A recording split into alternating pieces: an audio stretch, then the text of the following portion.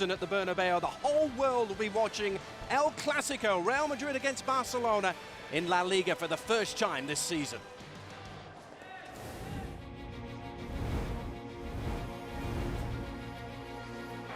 This tempestuous and passionate rivalry on and off the pitch captivates a nation and increasingly the whole planet. It is quite simply the biggest club game on the planet. Says Fabregas with the turn. Messi! Majestic, magnificent, Messi. Por la izquierda Ronaldo, el gol. Tira al centro, linda, Xavi arriba. ¡Gol! Cristiano Ronaldo finishes in style. Messi, mira Messi, gol! Messi's in no man's land. Ronaldo!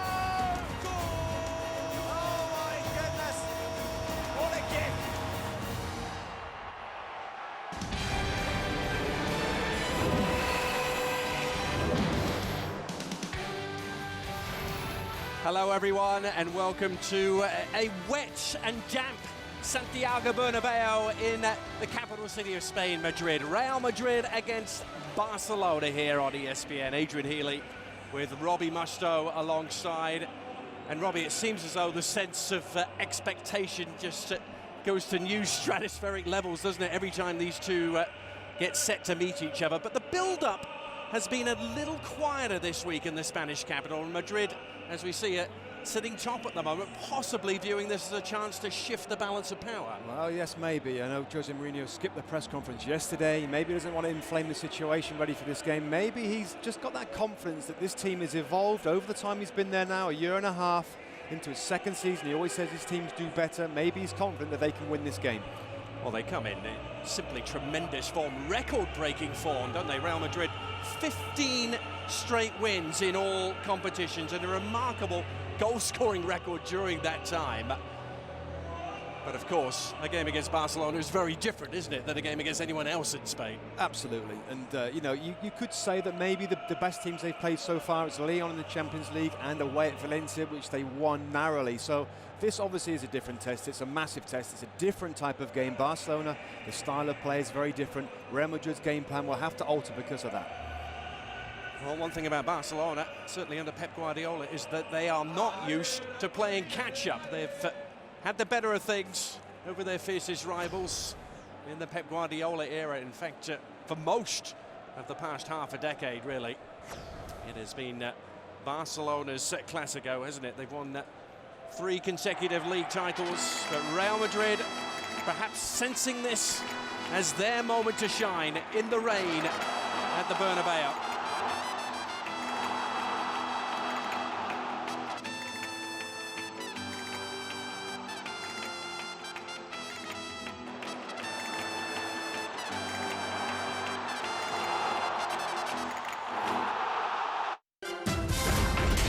The march to the playoffs is in full flight with the NFL on ESPN.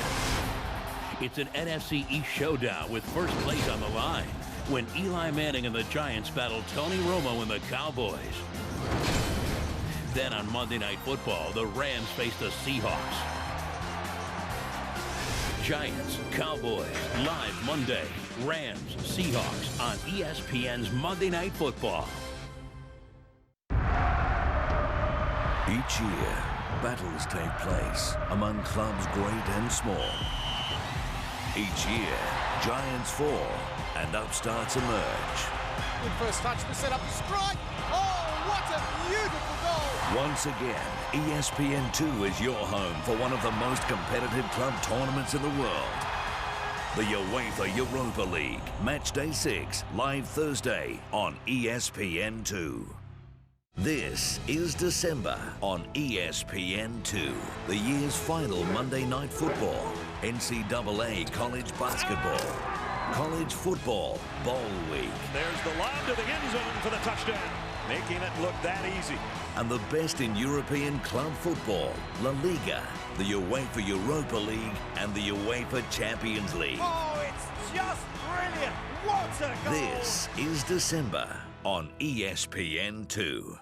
What do a Tour de France winner, a motocross daredevil and a world Ironman champion all have in common? Well, they're all Australians. They've all had amazing years, and they've all been featured on ESPN's Aussies Abroad. Join us for encore presentations of our exclusive behind-the-scenes features with stars such as Cadell Evans, Chad Reed, Craig Alexander. Consistency is the mark of a great athlete. And many more. It's the best of Aussies Abroad, and it begins Tuesday, December 20, only on ESPN.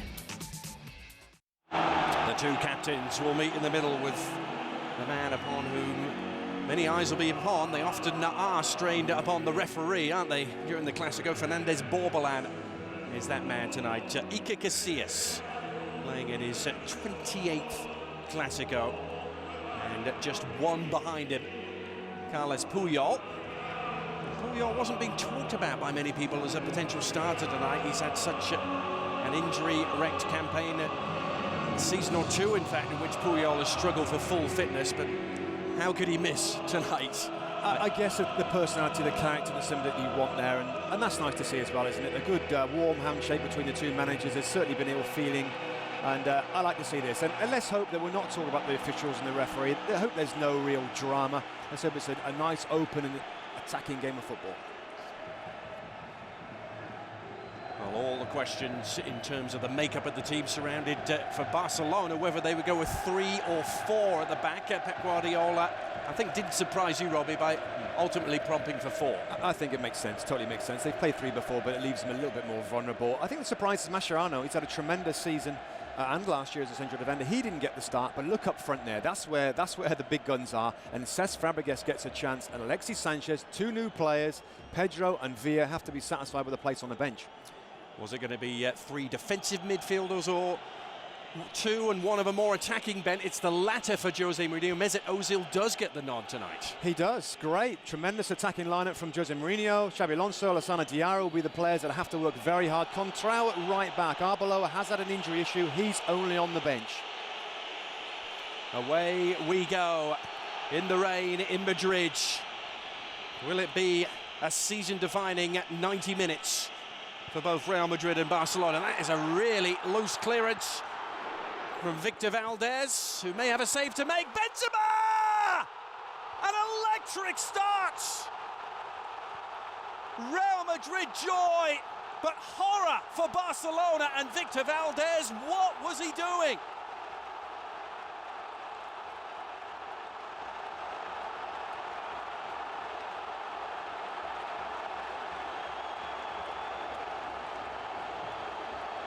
Well, you can't believe it. Does he slip here? He doesn't slip. It's just an awful decision, an awful execution of a ball out from the back. They think they get away with it. Busquets is in the right place the first time, but then he can't stop this one falling at the hands or the feet of Karim Benzema here, right on the 6-yard box. He isn't going to miss that. It's a horror story for Barcelona after about, what, maybe 20 seconds of the game. Goodness, what a start. Has to be one of the quickest goals in the history of this illustrious fixture. And Barcelona, having come here with one of the most reliable and solid defensive records of anyone in Europe, anyone in the world, having conceded just 7 goals this season in La Liga. What an awful, awful start for Pep Guardiola's men. I mean, they always do this. They always try and play out from the back, Victor Valdez, when it's very, very tight. It's a trademark of what they do. My goodness, where's that going? Well, a thoroughly bizarre start defensively from both teams, you'd have to say. Marcelo, with a thunderous clearance back towards his own goal there, he's conceded a corner. Expect the unexpected, I guess, is the theme that's already unfolding here. It's going to be Xavi on the occasion of his 600th game for Barcelona to take this corner. Seeking out Puyol. Ramos got the header away, and some uncertain touches all over the park so far. Other than Karim Benzema, he was certain. Yeah, I mean, he took advantage of it. It came to him off a deflection off Sergio Busquets, but Victor Valdez, my goodness.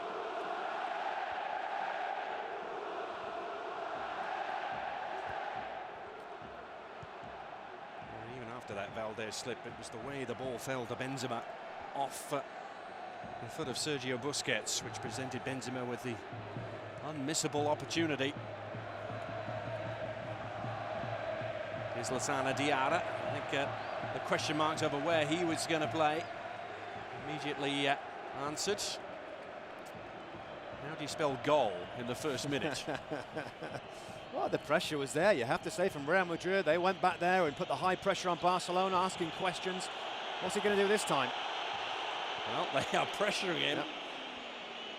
Di Maria and Benzema swarming all over Valdez, trying to prompt another mistake.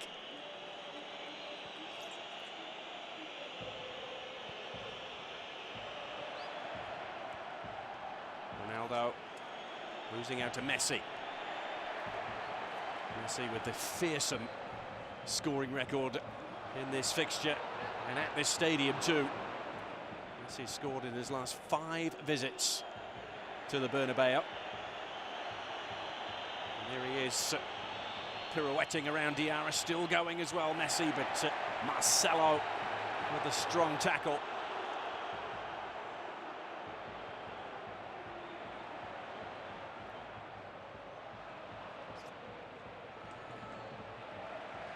Wondered whether it would be the full-bore Real Madrid that we were going to see here tonight. The Real Madrid who've scored an average of 3.5 goals per game, 49 of them in their 14 La Liga fixtures so far. The Real Madrid side have won 15 in a row in all competitions.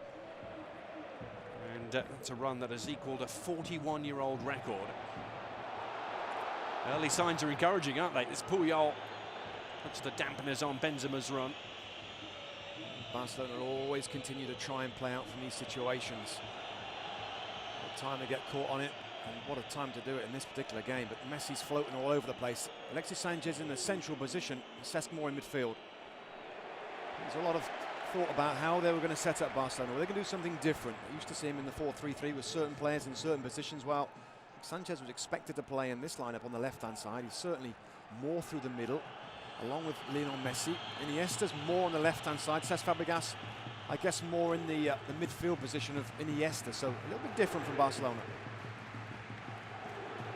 What a night for Fabregas and Sanchez. Both of them had their first taste of a Clasico in the Spanish Super Cup, but nothing beats the league fixture, really, does it? As we look again at Valdez's mistake. Yeah, it does well, Busquets there, to get himself back in a position. I mean, that's bad luck at that point.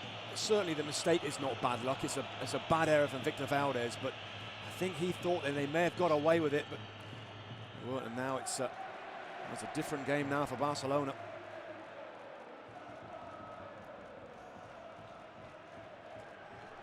And a slip, untimely one from Sergio Ramos. Messi trying to take advantage, and he's done so nearly. Casillas with a smart save to deny him, as Messi works some magic after the slip from Sergio Ramos. There it was. Maybe the conditions are going to be difficult for the players. An early shot here, I think that's what catches up the goalkeeper, and it's a tremendous save, to get himself down there and put it past the post. Brilliant save, wasn't it, from Casillas, as Xavi measures the corner.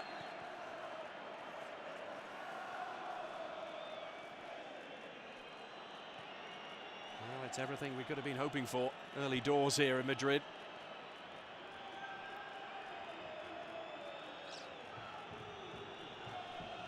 Xavi, where Gerard Piqué is, and he brings Sanchez into the build-up. Alexis Sanchez up against Fabio Contrao, 2 players playing in their first league Clasico. Sanchez asking for the card. He's not alone in that department. Let's see how bad it was. It's a little bit late, sliding on this wet surface. I think the referee's going to do well. Just try and let it run. Don't go straight for the yellow card immediately, and then you kind of set the bar for the rest of the game. You don't want to see too many yellow cards and everything else happening on the back of that.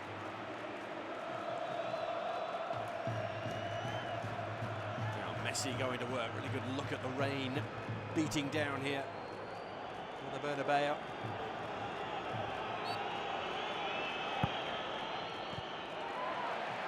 Messi's delivery was met by Ronaldo. Iniesta couldn't come up with a follow-through. Ronaldo trying to power forward. Benzema has options either side.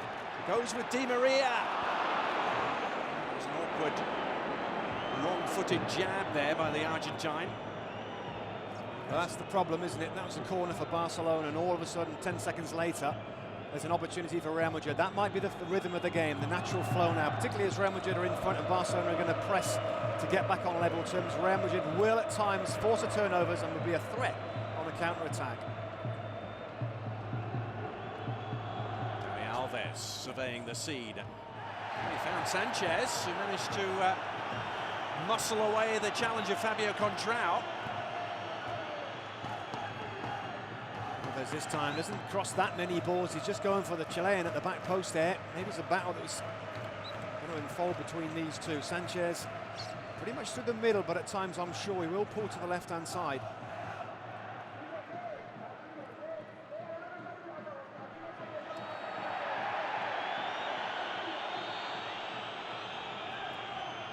Upended.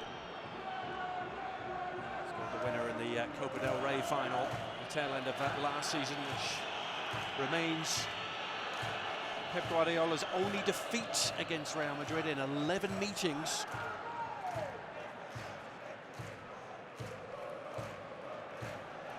Since Guardiola took over in 2008, Barcelona have had more than the upper hand in this fixture. It's been almost complete dominance.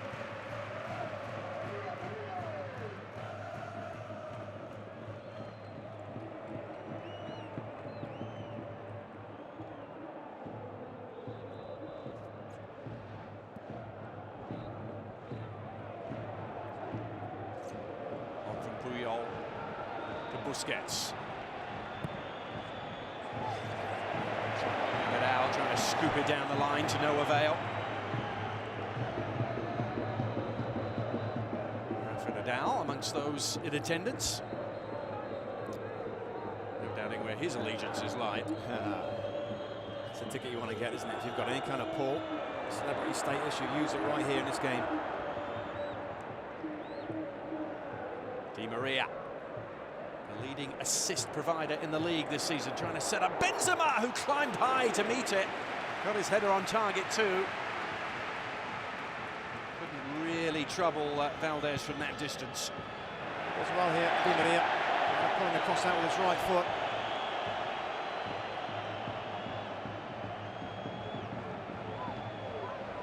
Karim Benzema's early gift goal, separating the sides. The second goal he scored in this fixture, his 8th of the season. Di Maria taking a tumble, no foul though from Piqué. To the chagrin of the crowd, and now Messi tries to go to work. He will get the foul in his favour.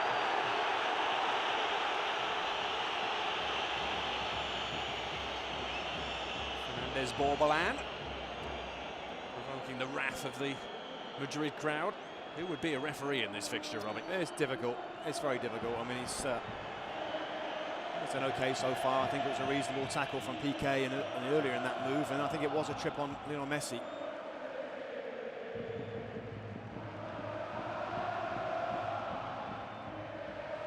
Iniesta on the centre-forward channel. Messi trying to find him. It just looks, I know Barcelona's system this season has been particularly fluid and it's been interchanging, and even this game looks kind of odd. I mean, Cesc Fabregas has been done very well for Barca playing up front as a false number 9 or in that front 3 players. He's not really doing that in this game. He's certainly in midfield alongside Busquets. Xavi's more on the right-hand side. It really is kind of a mismatch of players all over the place. So it's one that we're used to seeing Barcelona in that set 4-3-3, or fairly set for them. It's a little different here.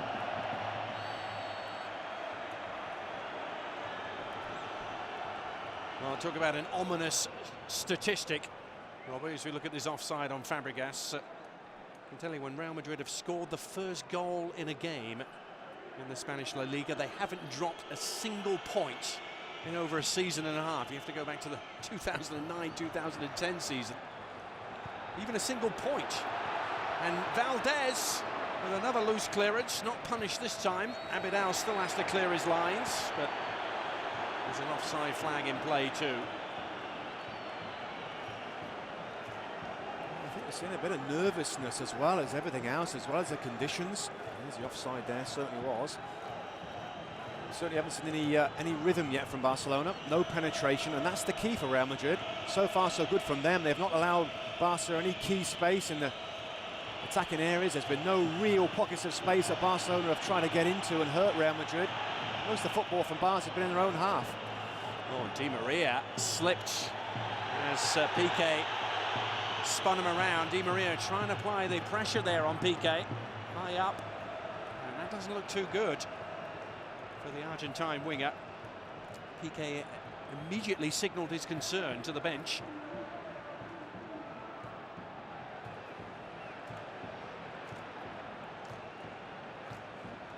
Well, finally, stop play.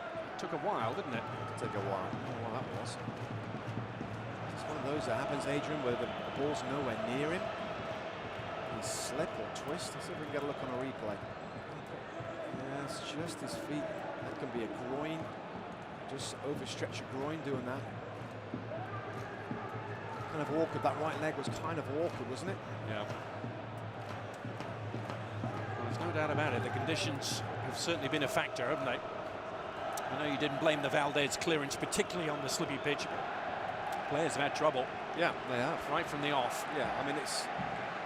I always think if there's not standing water on the pitch, then you know, as players, you adjust your footwear, you get a longer stud in there, whatever, and make sure you don't slip. There's a few players slipping already. So, Jose Mourinho has some reinforcements warming up, just in case Di Maria can go no further. That would be a huge, huge blow, given what he has produced this season. And to many observers, he has been the key man for Real Madrid this season. Oh, he has. I mean, I think he's one of the players that's really, really improved this season. And I think we all know that he had a lot of skill and ability, but sometimes the final ball wasn't as it should be. But I mean, in terms of assists, I mean, it's been tremendous for Real Madrid, and that final ball in the end product has been really effective this season for them. Quarter of an hour in at the Clasico. Real Madrid 1, Barcelona 0. Chance to go 6 points clear at the top tonight for Real Madrid, with a game in hand too, so many people's view, effectively 9 points clear. Would there be any coming back from that, you wonder, for Barcelona in terms of the Spanish league title? It's Ozil who's stolen it away from Abidal.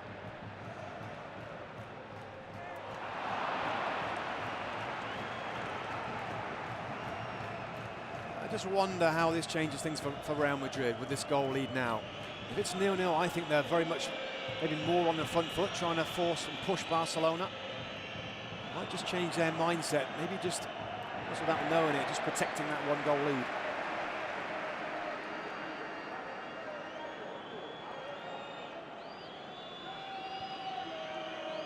What a contrast to this game a year ago. The first meeting, the first Clasico last season was at the Nou Camp. Remember, Real Madrid came in fine fettle and were top. But Barcelona handed them an absolute undressing in the form of that 5-0 win.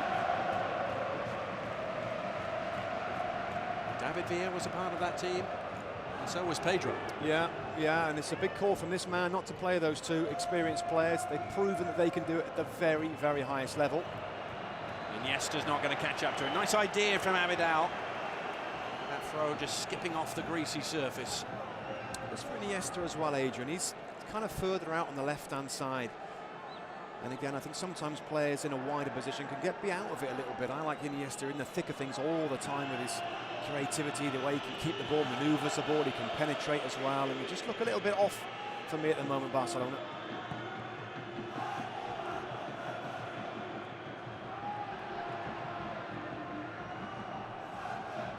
Messi. Didn't seem to be much contact there on Xavi, but he got the decision in his favour. It is Barcelona debut all the way back in October of 1998, Xavi. Playing game number 600 tonight. Sanchez used his hands.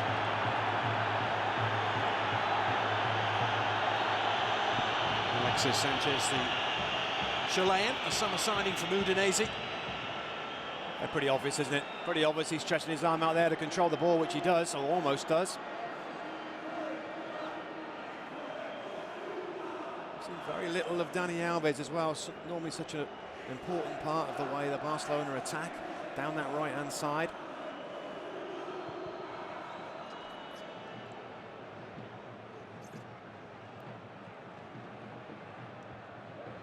Marcelo, little touch on. It's from Xabi Alonso, but it's back now with Dani Alves. Trying to ignite something for Barcelona. Messi doesn't get the decision this time. Was looking around in the direction of Bilbao. It's Ronaldo heading in the direction of Barcelona's goal and forcing Valdez to beat the effort away.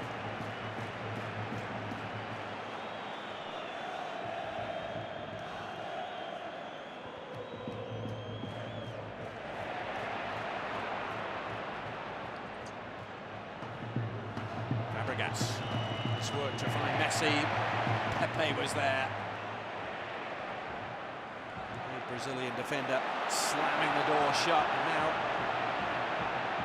Portuguese winger trying to open one at the other end. Ronaldo.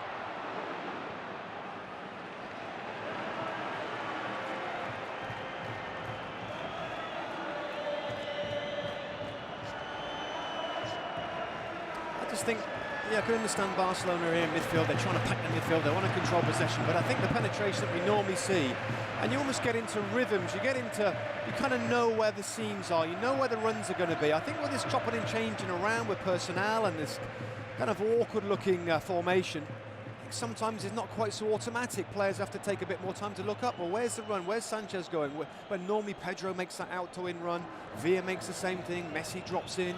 You kind of get into these rhythms and patterns, and just right now, I think they're just look a little disjointed.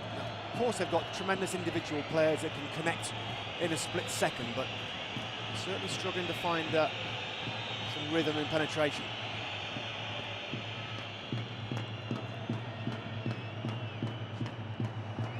This is Fabregas and Iniesta, though, in tandem.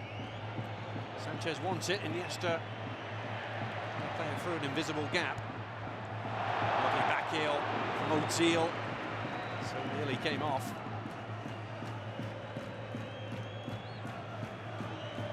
Well, it pretty much now looks like a three at the back for Barcelona. Dani Alves is so far forward. He's just absolutely not part of the defensive line. He's making his way back now, but Ozil needed the intervention from Puyol to deny him. Now Messi.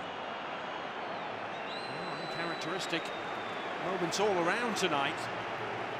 How often you see Messi overhit a relatively straightforward pass like that? yeah, and he had two players there as well that were making the run through. Good to see Iniesta, though, a little narrower, getting involved there with a clever ball to Messi.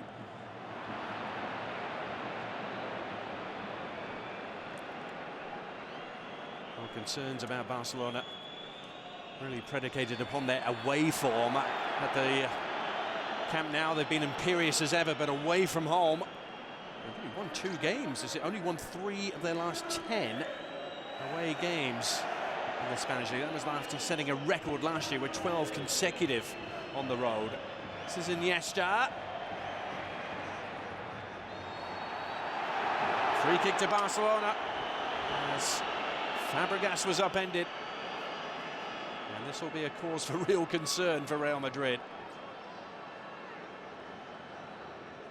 Wait for the whistle now, Xavi. He can't take a quick one. He's going to pace out the 10 yards. Well, Xavi might be saying, well, hang on a minute, I might have wanted a quick one. He might not have wanted the 10 yards paced out, and everybody has to set himself now.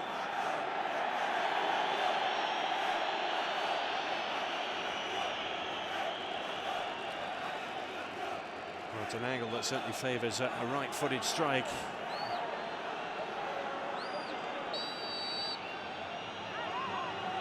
It's Xavi who provides it! Casillas.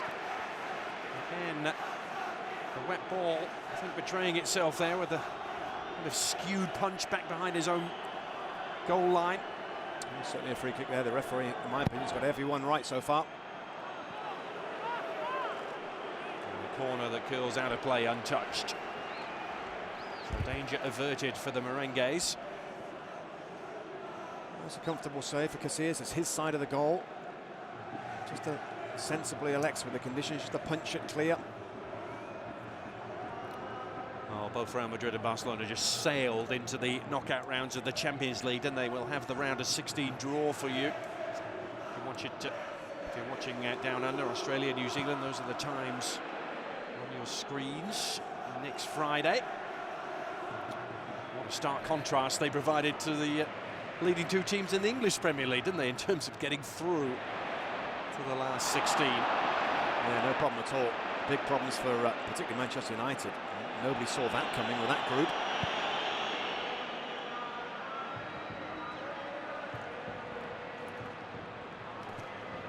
Busquets, those two inadvertent contributions in that melee in the early seconds. It was so early and so unexpected, you could scarcely believe your own eyes as to what was happening inside the Barcelona penalty area. But let's produce the scoreline we've got in front of us. Now Benzema. Nice ball for Ronaldo! Ah, the Barcelona defence left flat-footed by the piercing move from Jose Mourinho's men.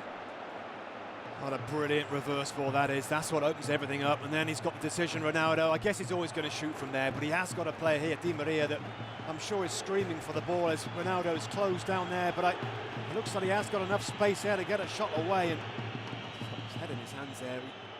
He always does better than that. Oh, by his own very, very lofty standards. That was a bad miss, wasn't it, for Ronaldo? Not to hit the target from inside the penalty area. Yeah, good play from Benzema, wasn't it? Did well to get on the initial ball in front of the defending player, and then the awareness to play that ball back inside.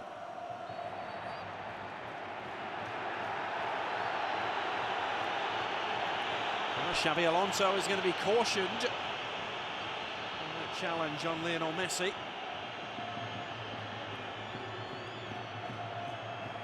He just reaches in there. I'm a little surprised. Certainly a free kick. He's too quick for Xabi Alonso, but just thought the referee might have let it go again. And remember, cards have been the story in the last few meetings between these two teams. The last 5 meetings, 43 cards being produced in total. Hasn't been that sort of encounter thus far, but it always retains that potential, doesn't it, Robbie? Absolutely does, yeah, it really does. Here's Fabregas.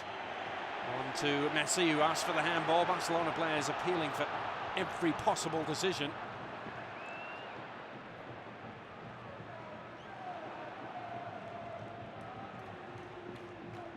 Away by Abidal.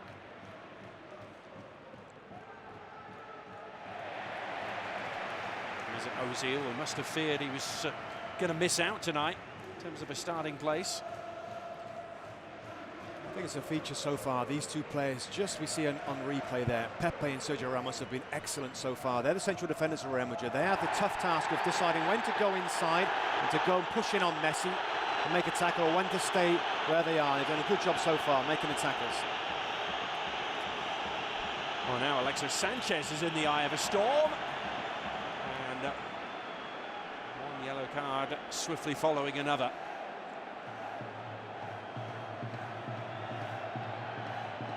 Looks like he might have just slipped there, didn't he? As he comes in, Iniesta's making the first initial challenge, and now, because the yellow cards are starting to fly out, they might see the players starting to go to ground a bit quickly, thinking there could be other yellow cards to follow. I hope we don't see that.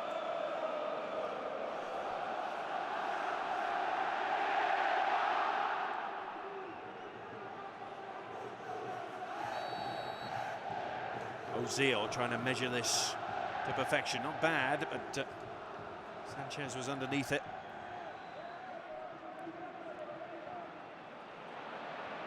First time that Real Madrid have been at home in the first Clásico of the season since 2008. And they won on that occasion. Won by 2-0. Here's Marcelo. Ronaldo. Could declined the cross. Was going for something a lot fiercer. And he connected with Puyol.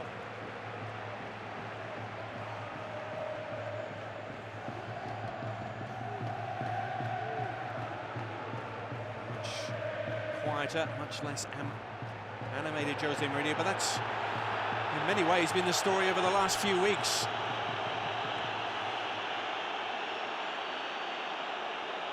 Yeah, I mean, the animosity between the two clubs, and Mourinho's been involved here, has been bordering on crazy, and I think sensibly. I think he listened to his players. I think there was a story that the players spoke to him about all this nastiness that was going on. And just let the guys get on with it. And Dani Alves here. It was a Brazilian rumble, wasn't it, between Marcelo and Dani Alves?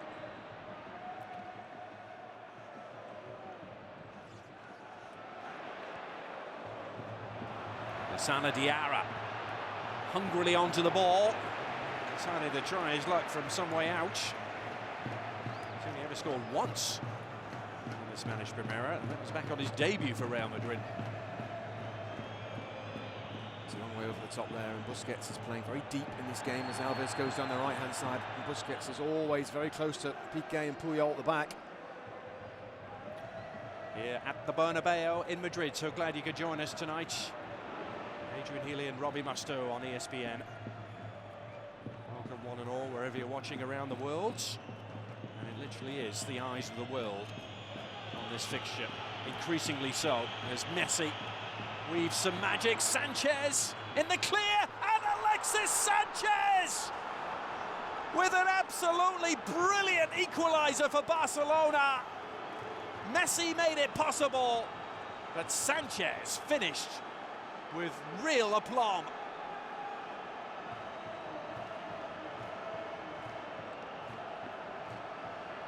Well, I said about great players that it takes a split second to connect. When you've got Lionel Messi that can dribble past three and then put it right into the path of the striker who finishes like that, then you've always got a chance to win a football game. Good composure here. Alexis Sanchez initially just takes his time here to get the ball in the right spot. Contral comes around from right back, but he can't come around enough. What a game we have on our hands right now. 1-1. Alexis Sanchez cancelling out Karim Benzema's opener.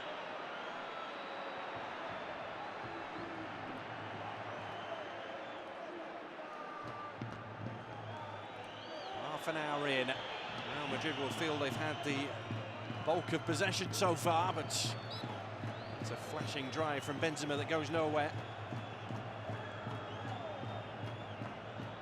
Now it's Ronaldo who's grimacing and hobbling a little. There's going to be a knock here. It is just the knees. Piqué just catches Cristiano Ronaldo as he goes past him. Wasn't a free kick because Piqué took the ball to ground though.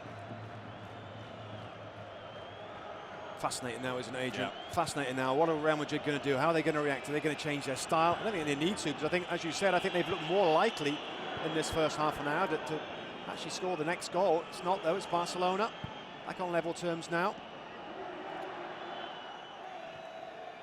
Increasingly more and more of an edge to this game as well, but Real Madrid's edge in terms of the score has been taken away, and now Messi is in the vicinity.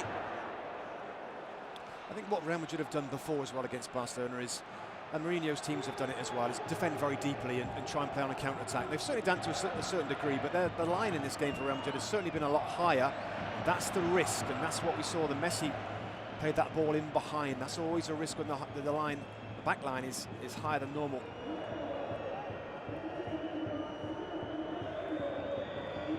Well, what a way to get your first goal in the Clásico. Alexis Sanchez will remember that for a very, very long time. The Chilean, who was one of the two big money signings that Barcelona made over the summer. Both of those big money signings playing tonight. They were both quiet, weren't they, through the first half an hour, Fabregas and Sanchez, but yeah, particularly Cesc. I mean, he's kind of in this position here. I don't really know. He doesn't really get on the ball that much. It's kind of an awkward one for him. Hasn't affected the game as much as he should.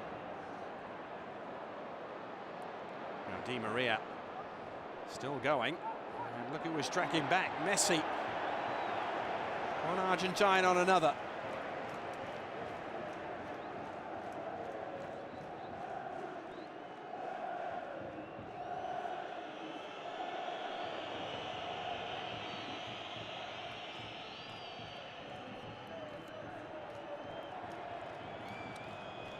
Guardiola wanting a word with his defenders. For the animated instructions, he's trying to get in towards Piqué and Busquets. Yeah, I mean, Busquets is, he's deeper than deep. I mean, he is always the holding midfield player, but he's practically a central defender, just to make sure that not going to be left with a three back there, because Alves is certainly playing as a right. Look at him, right up there, right, very, very high as a midfield man. He can't get back to defend, so Busquets has to fill in. Sloppy from Xavi Alonso, then he tried to take amends, and referee Borbalan increasingly is having to deal with players who are contesting every decision, every foul. I hope this doesn't become a difficult situation. Alves is generally going for the ball there, isn't he? Xavi Alonso just catches him. There's nothing dangerous or violent in that.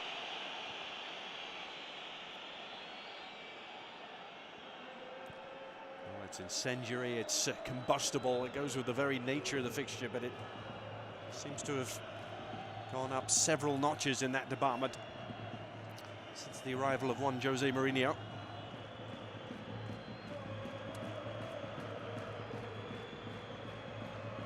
Mourinho, by the way, has lost more games against Barcelona than he has against any other team in his coaching career. He's lost 7 times to Barcelona.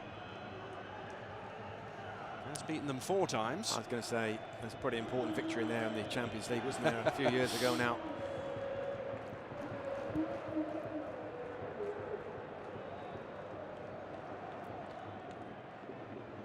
Well, that was the classic park the bus victory for Inter against Barcelona a couple of seasons ago. This is a very different approach tonight, though, from Real Madrid, and I think in terms of the spectacle, one that's got to be applauded, but will it yield the result that they crave? Barcelona back in business, and chipping away is Alexis Sanchez. Well, Chileans' flair for the dramatics overspilling a little there, I think. I think so too. Just get up. It's a tiny little trip here. Pepe's going across, just trips him up there. I mean, this rolling over is just ridiculous. He's got his goal. He's started to look bright in the game. Let's get on with it. Sanchez with 5 goals now in just 8 Primera appearances. And another yellow card has been handed out by Borbalan. We just saw him flash the yellow.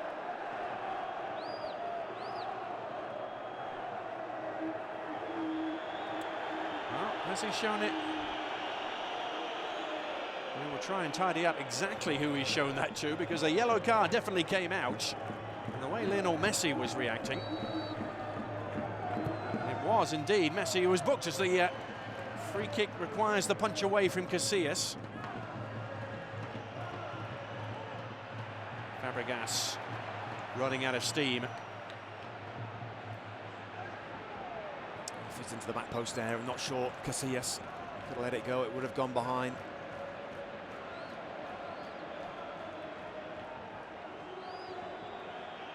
Alves back to Victor Valdez. The high pressure, though, has eased off from those Real Madrid front runners that was so effective early on. I guess it's very hard, Robbie, to play high press, isn't it, for 90 minutes and not leave gaps elsewhere. Yeah, and that's the concern. And I mean, this is the best team in terms of possessing the ball that I think anybody's seen. There's arguments about whether they're the best team full stop, but I think in terms of passing the ball and keeping possession, they're really, really good. And it's difficult for Real Madrid to keep a high press or to keep trying to win the ball. I'm sure they will, but this is what Barcelona want. They want to be able to control the game. They want to be able to control the tempo of it. When the time is right, they want to penetrate as well.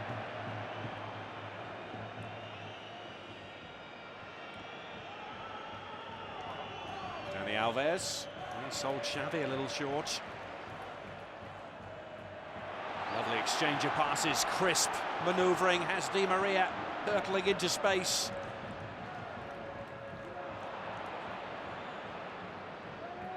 Grown as the final pass skewed in the wrong direction. Real Madrid able to hold on to possession this time and build again. Pepe.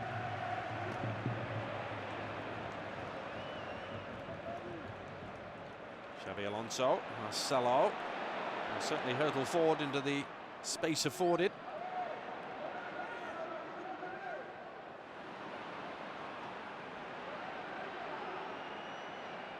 And Dani Alves arriving at the right time to do the mopping up job for Barca. This was the yellow card, and Messi talked his way into a booking, didn't he? Yeah, and fair enough. Absolutely fair enough. You're going to talk to the referee, you're going to be at risk of getting in trouble.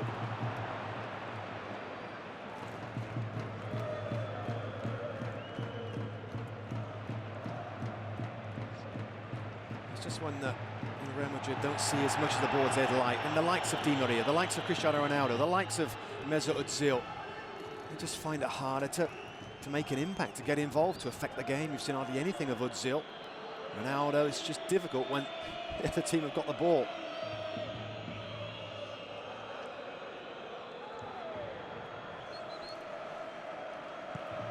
Well, the equaliser, Robbie, has had the effect of knocking some of the swagger out of Real Madrid, hasn't it? They must have been stunned. They were on top at the time. Yeah, I just thought there'd be a different reaction to what we're seeing. There's basically no reaction, or a negative one. I thought they'd just try and take control a little bit, take care of the ball, get it out to those wide players, and try and get on the front foot and force Barcelona back. But it's been much of the same, where Barca's starting to boss the game. Well, it must have been a crushing sense of reality to concede that equaliser. You can be on top, you can be dominating against Barcelona, and they can still hurt you at a moment's notice. And they may do so again here. This is Iniesta. There's Dani Alves to tee up Iniesta and ultimately Messi.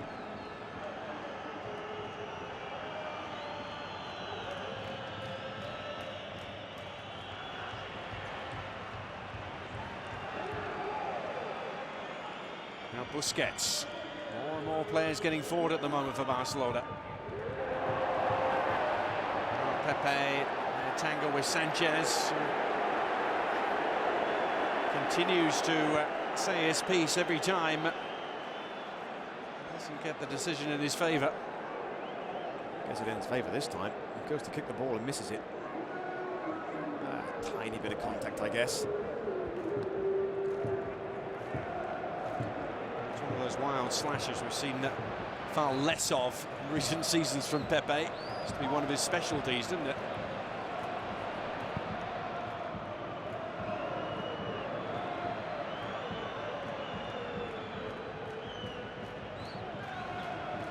Fabregas. This time last year he was playing in a North London derby for Arsenal against Spurs. Yeah, and this is the dream move for him, and I mean, this is a higher level, isn't it? I mean, he struggled to see him. He's been very quiet. He doesn't ever get on the ball. The pace of the game has been very quick for him, it seems, in midfield, and the game's almost passing him by.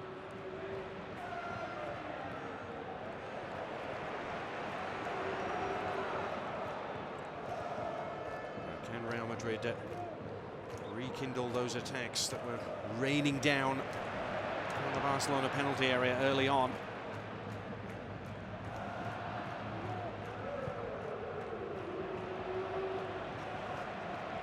Real Madrid they've just lost a bit of rhythm as well, haven't they? They haven't been able to put 3 or 4 passes together. If they can manage 3 or 4 passes, then all of a sudden Di Maria, Ozil and Ronaldo, Benzema come into the game, giving the ball away under a little bit of pressure from Barcelona. It's been, dare I say it, scrappy at times in this game, this first half. Ozil allowed to continue. Now Di Maria.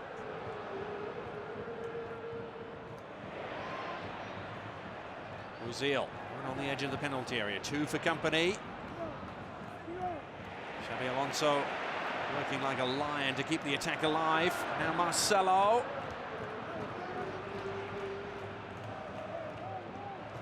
Away with a minimum of fuss by Barcelona, but back come Real Madrid for more. As soon as I say that, it's given away by Sergio Ramos. Messi lunged in, has to be careful. Crowd howling at the referee to do what they want. He's not going to though, but it could be last warning time for Lionel Messi. He certainly reaches in. A deliberate attempt to win the ball. I think you're right, last warning for Lionel Messi.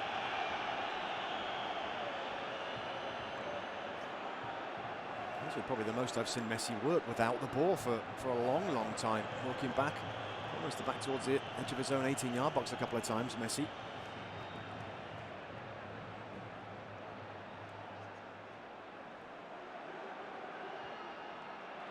Now the run is into an offside position from Mesut Ozil.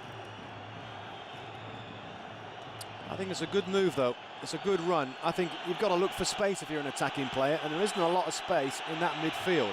I think we've seen Benzema pull to that left-hand side. Certainly Ronaldo's going to be over there, and Ozil that time just try to make a run over there. I think they've got to be imaginative, Real Madrid, and find ways to hurt Barcelona, maybe down the sides or in behind them at times.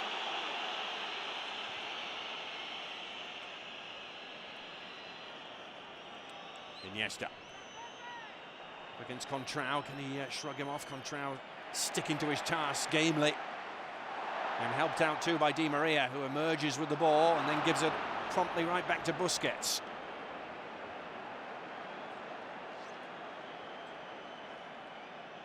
Alexis Sanchez again facing Contrao. Contrao, remember, playing a little out of position tonight at right back. He is more naturally a left-sided player.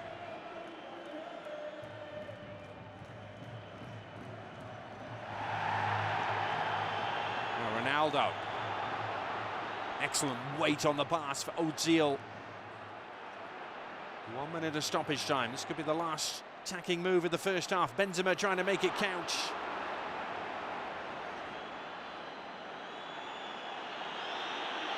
Messi. What a tackle from Diarra. Exquisitely timed.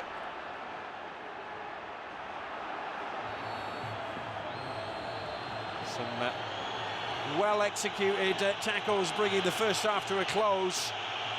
The first half that Real Madrid certainly had every right to believe was going their way after that brilliant start. And their dominance, though, was removed by Alexis Sanchez's stunning strike on the half-hour mark.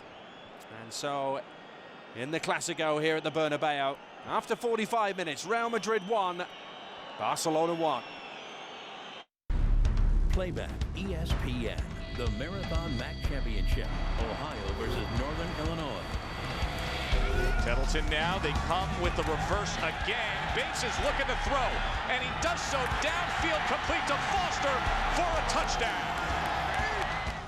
Tettleton shakes loose again, tucks and runs inside the 10, into the end zone. I think he's their best running option. You see a play like that. Clearly. And complete inside the 10, and Palmer spinning and reaching out, and they call it a touchdown. What an effort.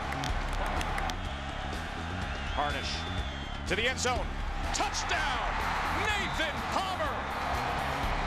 Sophomore kicker trying to save the day and cap the comeback. And it just sneaks through. Northern Illinois wins the match.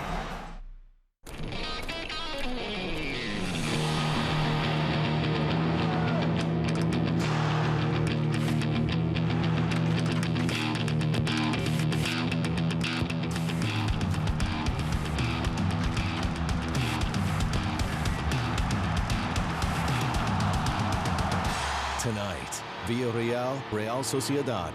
Later, Malaga, Osasuna. Spanish La Liga on ESPN. It's time for me to move away from the game of basketball. ESPN Films presents We shocked the world today.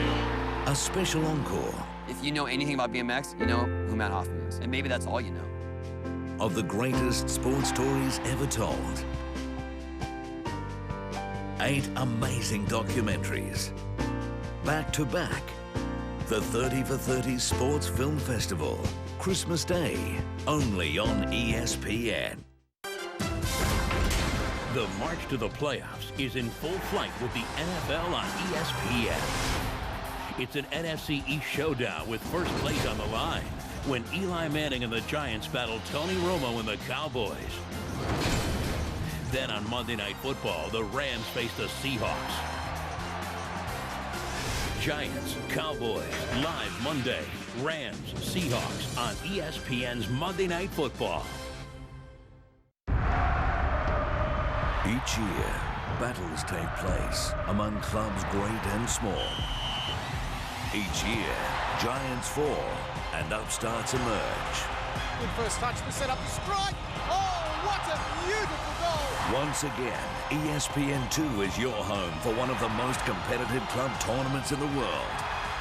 The UEFA Europa League, Match Day 6, live Thursday on ESPN2. It's viewer mail time here in the ESPN SoccerNet Press Pass studios. Steve Nicol and Shaka Hislop here to answer this week's question, which comes from Jamaica and concerns Manchester United. Tino doesn't like how they're playing. We need a holding midfielder and a centre-back in the upcoming transfer window. Shaka, do you agree? I don't. I don't think Manchester need that much reinforcing. They have centre-backs aplenty, Smalling and Jones to replace those that they already have. Keep in mind, this isn't the time of season when Manchester United are at their best. It's the second half of the season where the pressure starts to tell on the others. So Alex Ferguson going to be busy in January, do you think, or not? I don't think so, no. I think they've got plenty of players who can play defensive midfield. I think what they need is a purebred attacking midfielder. Wesley Sneijder would have been nice, wouldn't he? Thanks for the question, Tino. You can send yours in via Twitter at ESPN Press Pass, the place to go. Well, it finished 1-1 between these two last year at the Bernabeu. A Messi penalty and a Ronaldo penalty here after 45 minutes. It's 1-1. All to play for in El Clasico.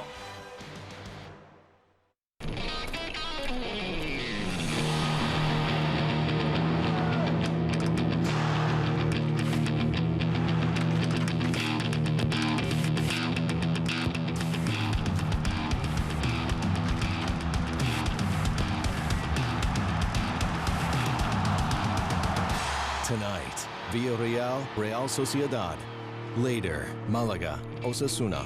Spanish La Liga on ESPN.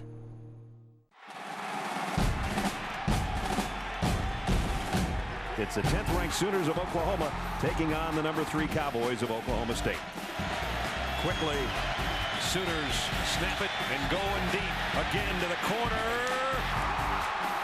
Broderick Brown outfought Reynolds for the football. A beautiful play.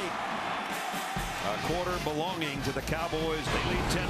Oklahoma State is dominating the game. Jones running for his life. That's a ball is out, and it's scooped up by Blocknick, and he might go. Blocknick down the sideline. What a huge turnaround play for the Cowboys. A 59-yard fumble return. A full house backfield loaded to the right. For that man, Joe Randall. Touchdown.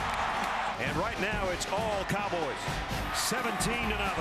This is a fired-up group of Cowboys right now. Landry Jones, band one, lost the handle. Oklahoma State, touchdown. And the Sooners are in a huge hole, trailing 34-3. The wheels are falling off the Boomer Schooner right now. And here's Smith breaking free again and scoring again. Touchdown. 41-3. Nothing going right for Oklahoma. Number 3 Cowboys, champions of the Big 12 for the first time. And Bedlam about to become mayhem. Congratulations to the Cowboys headed to the BCS. 44-10 is the final. Each year, battles take place among clubs great and small. Each year, giants fall and upstarts emerge. Good first touch to set up the strike. Oh, what a beautiful goal. Once again, ESPN2 is your home for one of the most competitive club tournaments in the world. The UEFA Europa League, Match Day 6, live Thursday on ESPN2. The march to the playoffs is in full flight with the NFL on ESPN. It's an NFC East showdown with first place on the line when Eli Manning and the Giants battle Tony Romo and the Cowboys. Then on Monday Night Football, the Rams face the Seahawks.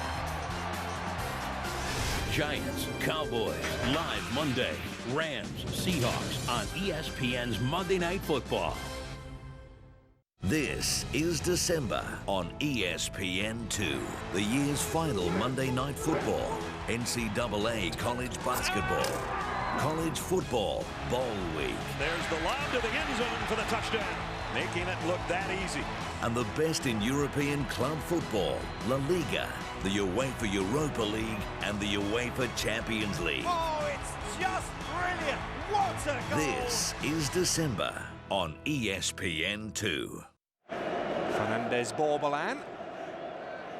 A pretty uneventful first 25 minutes or so, didn't he? And then increasingly became a focal point as the tackle started to get a little chippier and every decision started to be contested.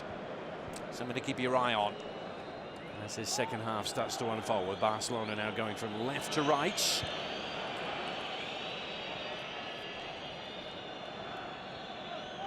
The league meetings between these two under Pep Guardiola, Barcelona have won 5 and drawn 1 of their 6 thus far. Their only draw here last year, 1-1.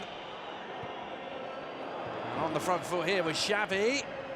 Dani Alves found him in some space on the edge of the area.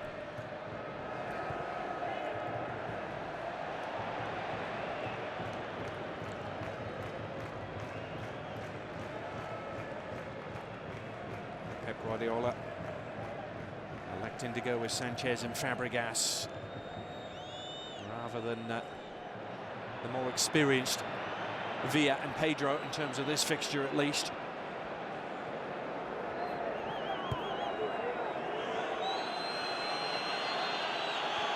The early high pressure, which paid off so handsomely for Real Madrid. The start of the first half not quite replicated at the start of the second, but here's Ronaldo. I know he doesn't want to do it, but sometimes surely Victor Valdez is just going to have to let the ball go. It ended up being a situation where Piqué just did the same thing anyway, just trying to volley it clear. Well, that doesn't happen if Victor Valdez just plays it further up the park.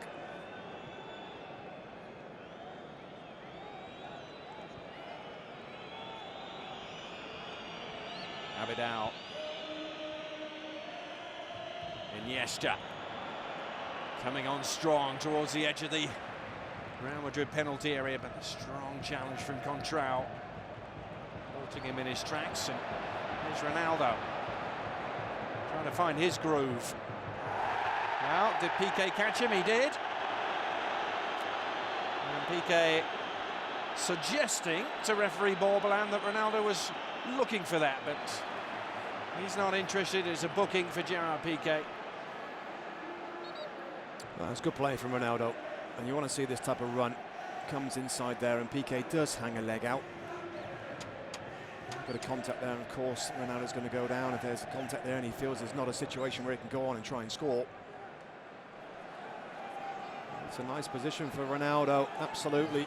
Left of centre, enough distance to get the ball moving, dipping, swerving.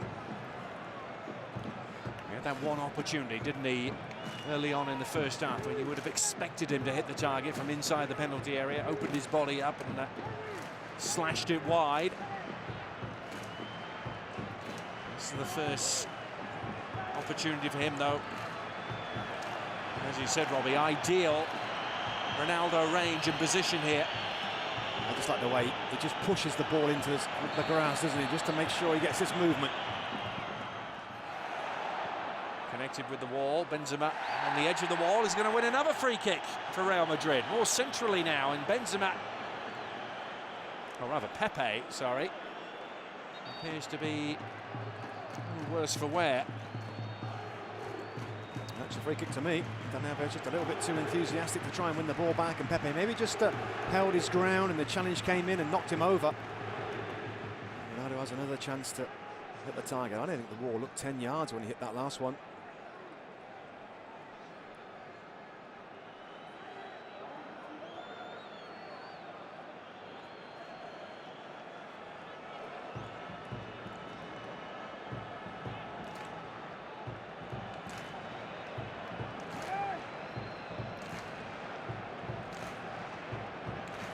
Valdez constructing his defensive ramparts very carefully here in terms of the placement of that wall again. The four-man wall again, Pepe on the edge of it.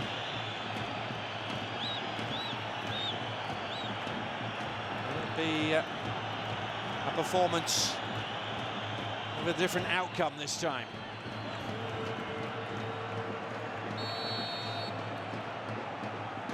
Ronaldo and Valdez clutching on safely. Well, this time he avoids the wall. And Valdez has to be so concentrated. There was 3 white shirts running in for the rebound. There wasn't any that time. Well, the high pressure pays off with the change of possession once again. It's almost as though Real Madrid know it's encoded into Barcelona DNA that they cannot clear it long and will not. Yeah, so it makes you want to press high because there's great rewards if you win the ball back, but if you don't win the ball back and they play through you, then you're in trouble. Then you're running back towards your own goal under pressure.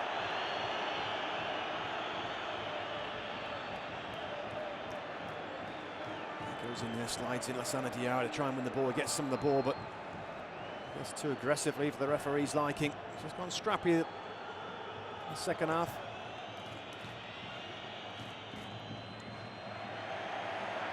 Well, continuing that theme of general scrappiness. A pass that was overhit by some 20 yards or so by Gerard Piqué there.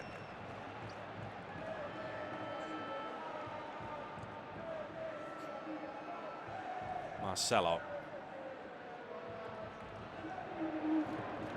Ronaldo just crowded out.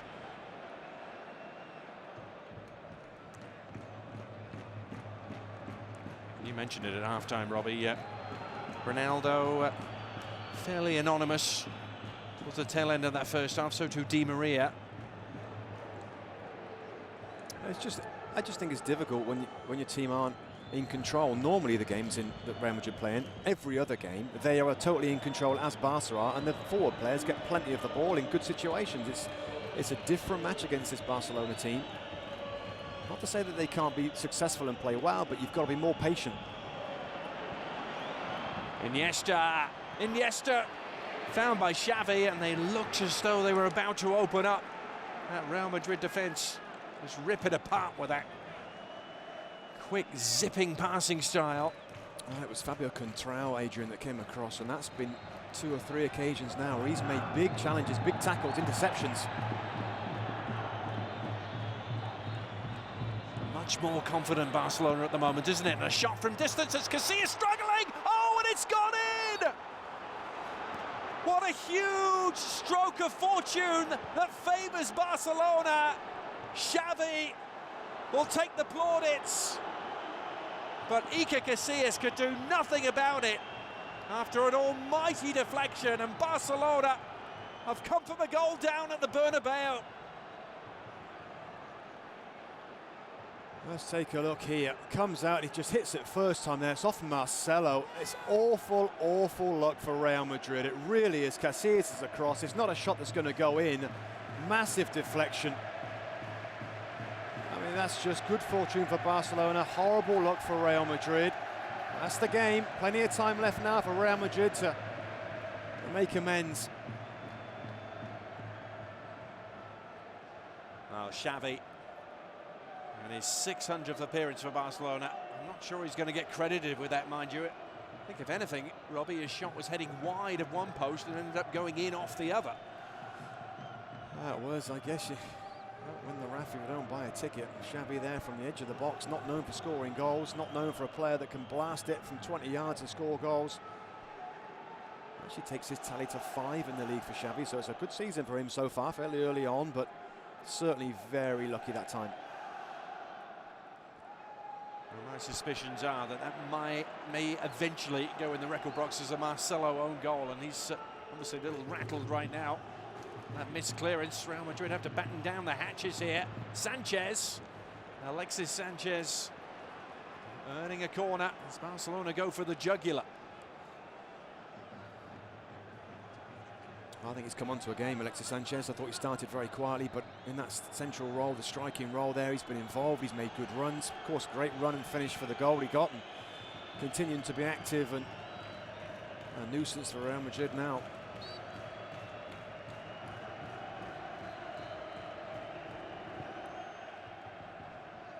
Xavi's corner well beyond the reach of Puyol. Pepe looking for an outlet in Ozil, only Abidal back for Barcelona. Oh, Valdez has almost done it again. He has done it again. But he was bailed out by the retreating Dani Alves. Benzema has almost handed another gift opportunity. Well, it's unbelievable. It's unbelievable. It's on his weaker foot. He's still trying to ping a ball to a midfield player when there's plenty of white shirts running to almost read that pass. Test for Real Madrid now, Adrian, isn't it? Let's see what they can do. Let's see how they at home, fans behind them. Let's see if they can break through Barcelona, put them under pressure, get on the front foot, get the ball to those important players. This is one important player right there. Benzema, lovely return pass as Benzema on the prowl. Well, it looked so promising. In the end, it only yielded a corner. Real Madrid's best move of the second half.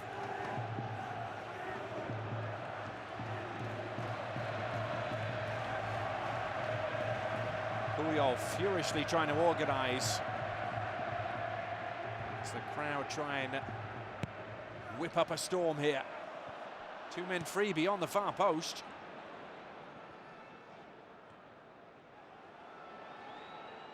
Xavi's touch. So beautifully weighted, wasn't it, for Iniesta? Fabregas has not had a game to remember so far. Now tries to cover back. Di Maria trying to break free, does so. And then nobody home.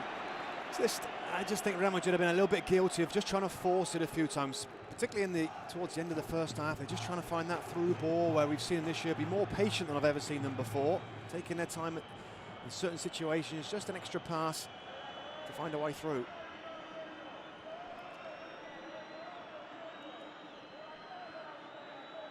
That's the real nature of this encounter.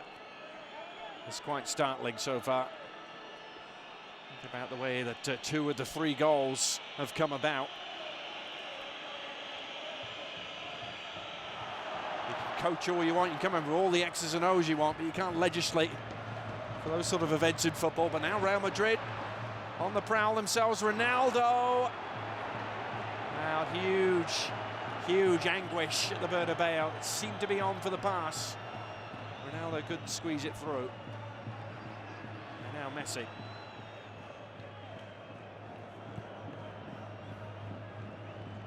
Dani Alves. Much more certainty about Barcelona, isn't it? The way they're going about their business. Contrast to that first half an hour. Messi could break again, and would have done for Barcelona had it not been for the efforts of Sergio Ramos. Well, he defended very well. Casillas was quick off his line as well, and he just managed between them to get it clear. But Messi, when he plays those little 1-2s in and around the box, I mean, he didn't even go to another teammate there, but found a way through. It's interesting now, Kaká coming on. And Mesut Ozil, what is obviously a straight swap, role-wise and positional-wise. Kaká had such a bright start to the season, didn't he? To be almost back to his best form of some 3 or 4 years ago with AC Milan. Messi, form never seems to desert him. Offside flag up against Fabregas.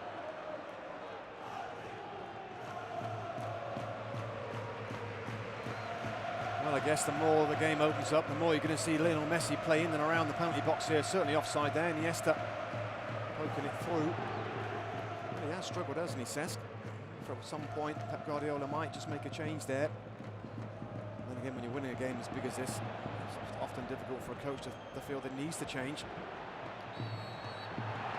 Sanchez almost managed to wriggle free. He was prevented from doing so by the foul ultimately. Sergio Ramos and Lassana Diarra finding a sandwich there for the Chilean.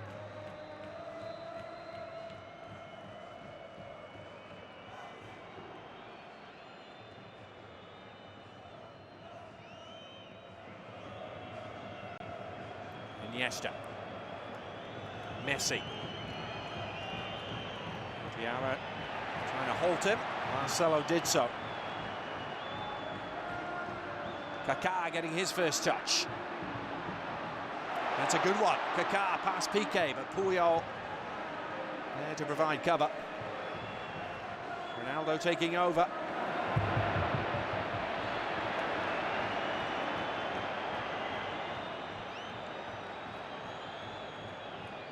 Seeing some of the artistry now, the midfield players of Barcelona, some of the touches from Xavi and Iniesta, just the first touch to avoid defenders or opponents is outstanding, it really is.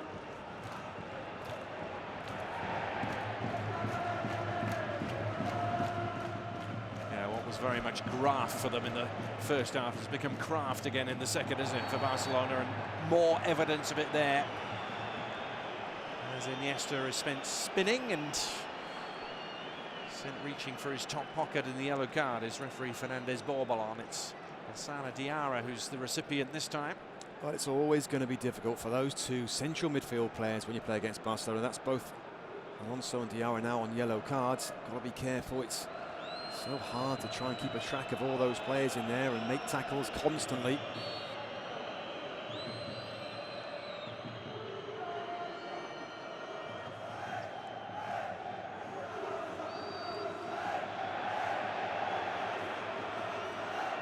Taking free kick as Messi on the move.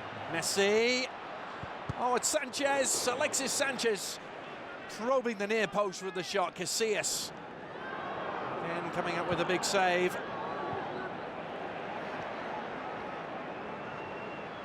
And now Robbie is starting to consider which keeper has made the more important saves on the night, and it's this man, isn't it, Casillas? I mean, it's just amazing how Messi so often finds that connection. I mean, you saw two white shirts there, desperately thinking where that ball was going to go. It ends up going through the tiniest of gap with the right pace on it for Sanchez to get a shot at goal. Now Messi was caught by Pepe. Another yellow card coming out. In keeping with recent meetings, keeping with the time of year, perhaps, the cards are really flying. Yeah, no arguments that time. Absolutely deserved yellow card that time, and another change in the middle of midfield just to shape things up. Maybe a sensible idea, good idea, I think, from Pep Guardiola to take one of those midfield players out of it. Khedira can do the same job and probably gives you a bit more of a goal threat or a shot around the box if it comes out to him.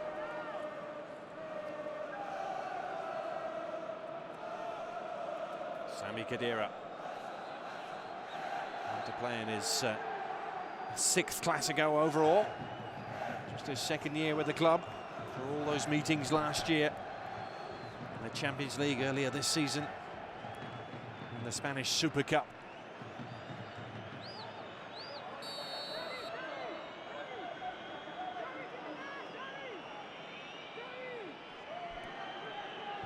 The Barcelona looking to strike again. Messi's free kick around the wall and just around the wrong side of the post from his perspective.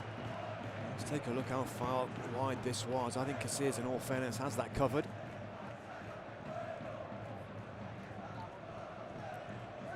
Barcelona have come to the Bernabeu and turned adversity into advantage.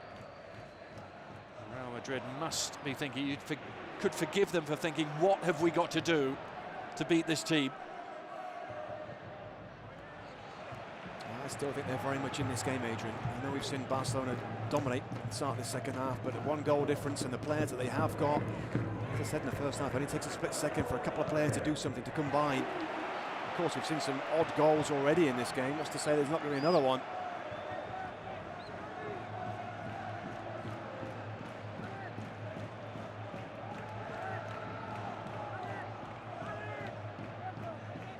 Kaká seeking the perfect service. That's not bad. Valdez under real duress got it away. Xavi Alonso, a curler, an open header, and it's missed. Second big opportunity of the night for Cristiano Ronaldo, and he hasn't hit the target with either of them. Well, he's always looking a dangerous ball, and there's 3 players there looking across Ronaldo to see if he was offside. And I mean, it's just unexplainable, isn't it? I mean, normally such a strong header of the ball as well as everything else he's got in his game. Absolutely fancy him there to find a corner, at least hit the target and work Victor Valdez. Ronaldo continuing his relative anguish in terms of scoring against Barcelona. He's ever scored 3 times against them in 12 appearances for both Real Madrid and Manchester United. Doesn't even come close to matching his normal goal-scoring record. Here's Messi. There's no such problems against the old enemy. Dani Alves. What a cross, and it's 3-1, and Cesc Fabregas, both the new boys on the score sheet for Barcelona, and Real Madrid are being left behind at the Bernabeu. Barcelona turning on the style.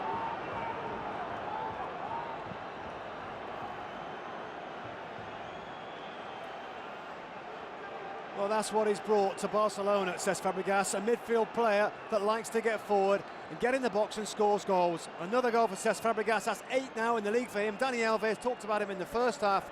It wasn't as active, involved going forward and providing for other players. Second half's different. It's a great ball in. I just wondered if there's going to be anybody there. The ball was heading towards the back post, and Cesc Fabregas, who, let's face it, has had a quiet game, a quiet outing, finds himself in the right place and does the right thing with the header, hits it into the ground. Now 3-1 for Barcelona. And you saw the expression on Xavi Alonso's face. That said it all, didn't it? This can't be happening again, can it? Well, it is. That, we've seen some odd goals. That was an excellent goal. It's come right from the edge of their own box there, with Xavi winning the ball and Piqué playing it outside. A well-worked goal there from Barca. Is there any way back now for the Merengue? Still plenty of time.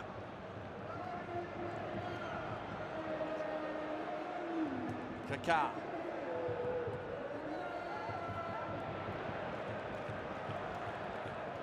Puyol. Looked like a lunge, but it was actually a well-executed tackle, wasn't it? That was a good tackle. And it was a lunge, but he got the ball there, and sometimes defenders do that. If they think the chances of winning it, if he goes to ground early, are high, he did it and certainly got it right.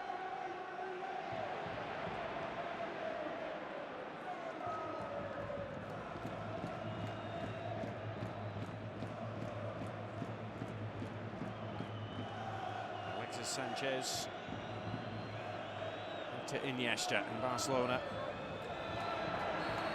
Have a look and a demeanour of a team who are in total command now. What a far cry that scenario is from the first 25 minutes.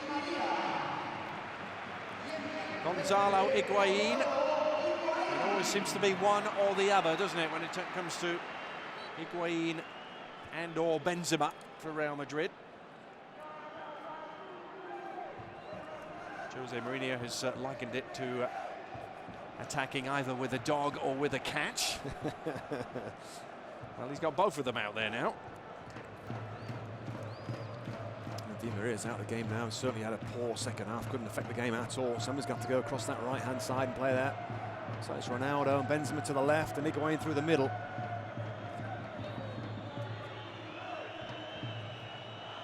Again, 4 Real Madrid players involved in trying to apply the high pressure, but this time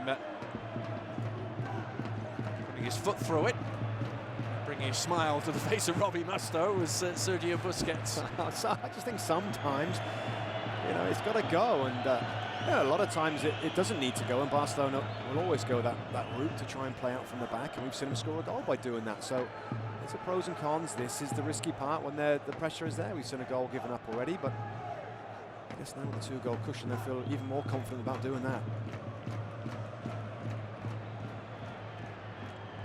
Oh, Messi was caught there by Sergio Ramos in full tilt. He's reaching for the top pocket again. Fernandez Borbalán. It just gets this way, doesn't he? Sergio Ramos at times when things go against him, and Pepe's been similar as well in the past. They go behind, it just starts to get a little nasty. The frustrations get the better of these players and they start letting loose, and it's a nasty challenge. He lunged in with 2 feet, starts showing. What is going through that man's mind? A much quieter, more subdued Jose Mourinho in the build-up to this game. He's one that can't be beaten in the war of words, and Pep Guardiola has admitted as much. So Guardiola must have been happy that Mourinho kept himself to himself this week. Guardiola prefers to let his team do the talking on the park, and for the most part, in terms of Guardiola's reign at this football club, he's been sensational in these Clásicos, the big games. You've got to credit Mourinho for having a go in this game, starting that attacking lineup and almost saying, well, okay, let's play. Let's have a game against you. We've been playing great. We've been attacking, scoring goals. So have you. Let's see who's best right now. Khedira's layoff. Benzema trying his luck from distance and still persevering. Got Messi coming deep and providing that release valve again. Pass, though, too strong from Fabregas.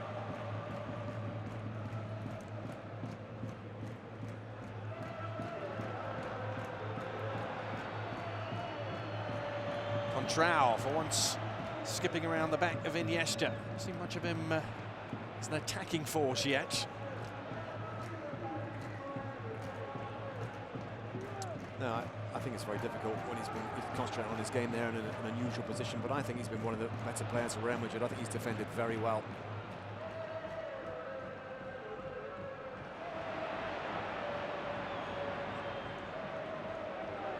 Dani Alves. Now 3 against 3 all of a sudden for Real Madrid.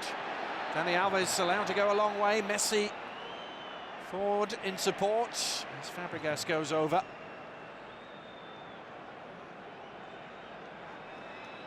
Xavi. Fabregas, Dani Alves. Really menacing cross, which Messi was on the end of, but Pepe defending fearlessly. That's big bad Lionel Messi at the back post here, bundling over Pepe there. Look at that, that's a great jump from Lionel Messi. I mean, you've got to admire the way he isn't scared of getting stuck in, tackling, challenging big Pepe in the air there for that ball, back post.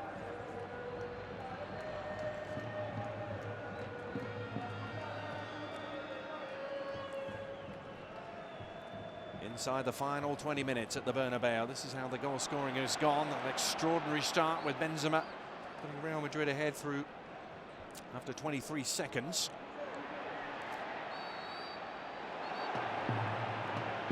More work here for Fernandez Borbalán.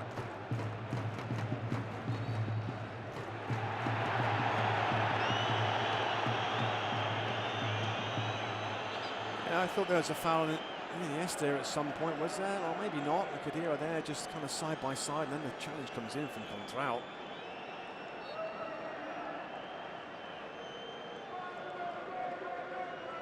They've just loaded that midfield as they've done all season. Well, they always do it. I mean, whatever system you think it is in terms of X's and O's, Barcelona always want to control that middle of the park area.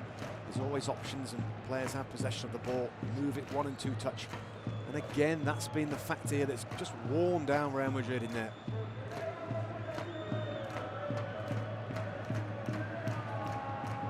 Totally let the ball do the work, don't they? This is Barcelona back at their very best, back in their comfort zone. And Ronaldo guilty of 2 glaring misses tonight. Could have been a very different story.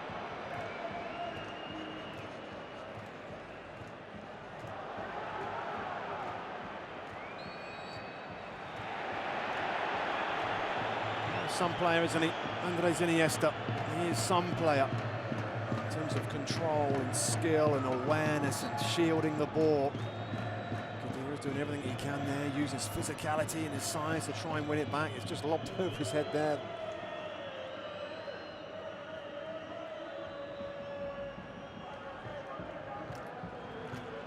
Messi on to Dani Alves. Again, looking threatening. Same sort of cross. And it was Xavi who arrived to connect with an open header this time. Well, Xavi Hernandez scores a header, then we know it's a weird game, an odd game. Yeah, that would have been a collector's item.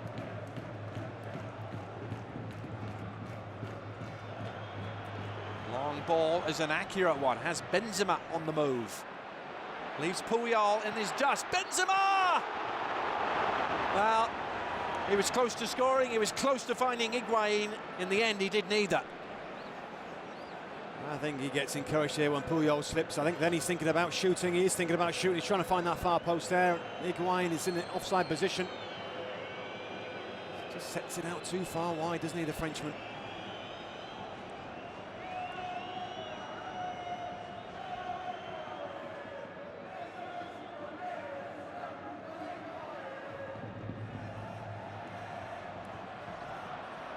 Kaká. Real Madrid need something in a hurry here to try and set up a grandstand finish. Khedira.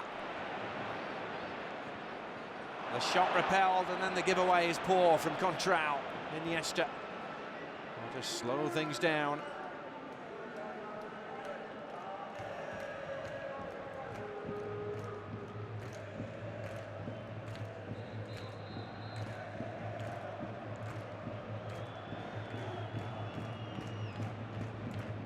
Marcelo and Dani Alves all tangled up. Marcelo emerging with the ball this time.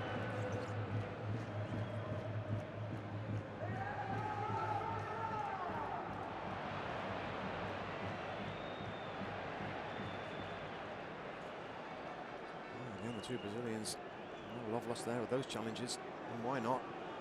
The ball's there to be won from Marcelo. He's still struggling, isn't he? Still struggling against his nemesis. Higuain. Nice slip pass for Kaká. There's 2 to contend with Kaká. Puyol went to ground. The crowd rather than the players hoping for a decision in their favour. They quite clearly hit Puyol on the back.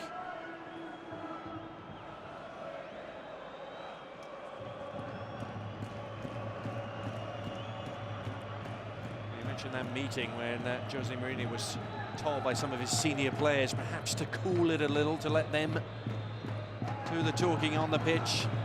But his antics weren't really helping them. That was when they had that little blip earlier in the season. A draw against Santander and a loss to Levante, and ever since that point they haven't looked back. Yeah, they've been great. I mean, they really have had a tremendous record. But I'm afraid in Mourinho's time managing this football club, he's up against a special team at the moment in Barcelona. I think we all know that. Yes, they're behind in terms of the league campaign, but it's pretty much the same guys out there, Adrian, isn't it? We said this before the game. Contrao was different for Real Madrid, and obviously the Barca 2 new players, Cesc and Sanchez, but it's the same guys out there, all in the peak of their career. It's just very difficult to find a way to get on top of Barcelona and stop, I guess, what they do, and that passing through midfield and that combination play. Well, any second guessing we did of the decision to start Sanchez and Fabregas is made a mockery of when you look at the scorers, Sanchez and Fabregas. Absolutely. I think at times he struggled with it, says Fabregas, but what can you say when he scores a very, very important goal? And that's maybe what he does different to everybody else. Maybe he's not quite as silky in midfield. But I tell you what, he likes to get forward, and he has scored goals, and you've got that coming from their midfield as well as a threat from all the other areas that they've got. That's pretty potent. And Seydou Keita will come on and try and lock down midfield now for Barcelona.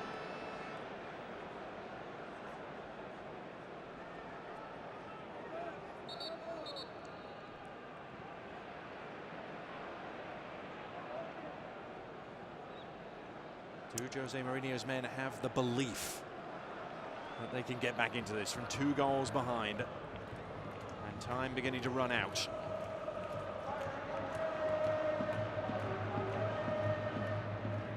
Yeah, I mean, that is it. Do they have the belief? I mean, there is time. They get a goal, and of course the fans will be right back in the match, and they'll put Barcelona under a lot of pressure. They've just got to find a way to try and get a way through, or bring Ronaldo into the game. I mean, how quiet has Ronaldo been in his general play? We talked about the couple of chances that he's had, really good chances. A little bit flat now, Real Madrid.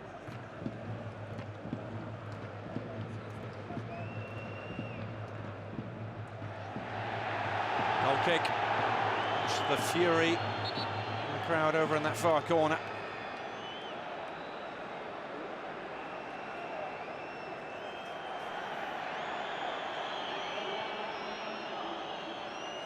There's a little bit of push in there, I think, from the German.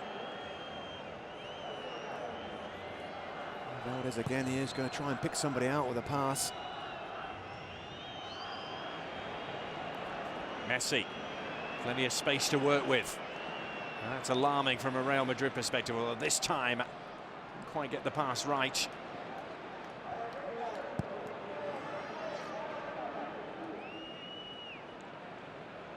Busquets has done well, hasn't he, as well? Quietly gone about that clever little role that he has, almost like a sweeper, but in front of those defenders. It really has been 3 at the back, with Puyol on the right-hand side, Piqué and Abidal, and Busquets just there as an insurance policy. If things look a little bit dangerous, he'll find his way back into make it into a back 4. Now Iniesta, again, ghosting through challenges, which he has no right to get through. Somehow Real Madrid get it clear at full stretch. And then Kaká adjudged to have grabbed a piece of Xavi. Or maybe Busquets. Yeah, good work again. Good work again.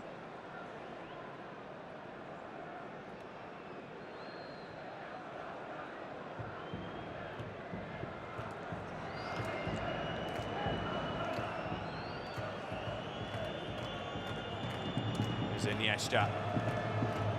Still Iniesta. Well, it was all set up, wasn't it, to be a potentially momentum-changing evening, perhaps the start of a change in the balance in power in Spain. And Barcelona have reminded everyone just who are the bosses at the moment.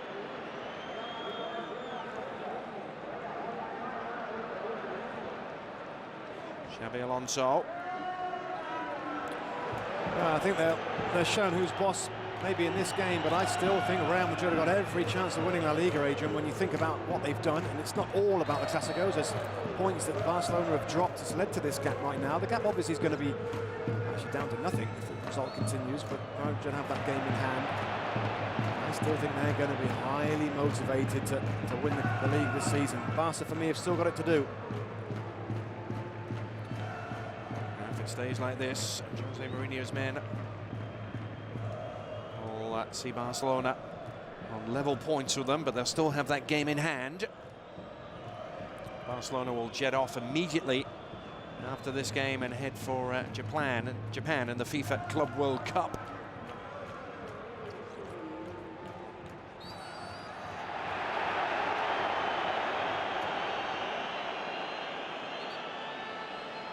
David Villa is going to get a few moments in place of Alexis Sanchez. This is the key moment, wasn't it? It's the key moment to get them back on track really well taken goal. I think he's done very well, very well. He's been a nuisance. He's wriggled free a few times. He's made runs for Messi. Messi needs players in front of him to make runs in behind, to make runs in those spaces. That's what Sanchez has done all night long.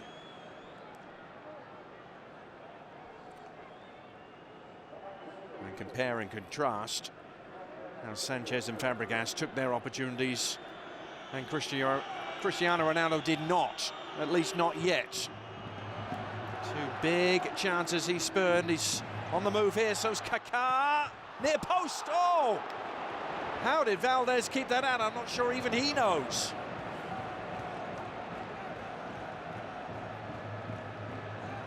Well, he gets his arm on it, and that's enough to deflect it somehow underneath his body and across the goal face, out for a corner.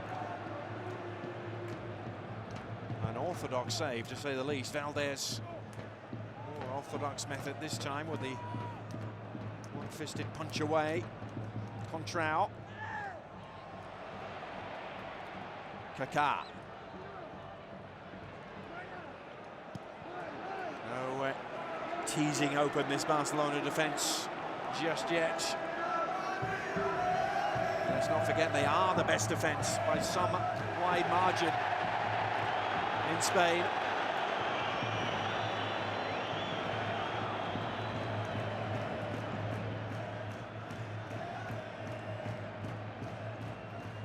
Keita.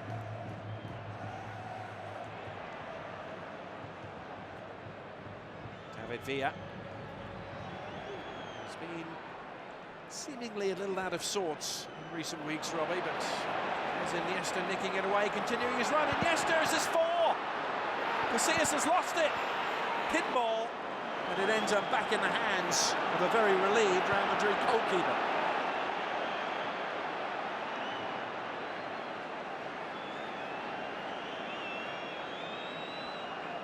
It is there, the ball was taken away, Iniesta gets in behind.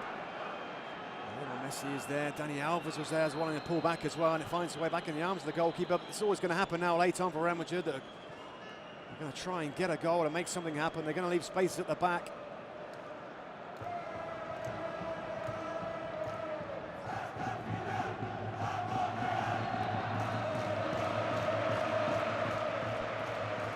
Here's Gonzalo Higuain. Few eyebrows raised as well at this man being included in the starting lineup. People thought, is he really fit enough to play in a game of this stature, intensity? And his injury problems obviously Puyol, but what a game he's had back there. Alongside Piqué, Bilbao is reliable staff on the left-hand side there, and Busquets helping out at times. Well, it was all the talk, wasn't it, before kickoff? Would Pep Guardiola go with that 3-man back line? Javier Mascherano, the man to miss out tonight because he went in the other direction. That's proved to be the right decision, and here's Iniesta finding Villa, looking to return the favour. And at full stretch, Marcelo just happy to heave it behind for a corner. Another great final ball there, Iniesta's making that run.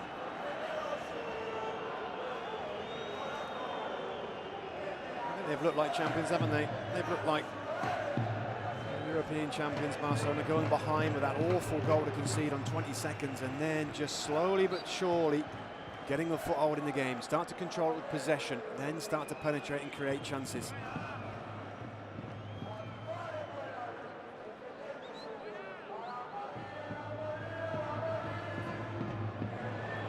Xavi, clever work, and the cross.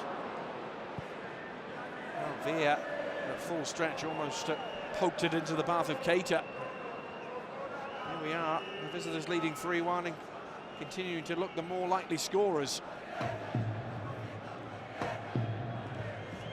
It's a fairly bedraggled and wretched end to the game, this, for Real Madrid.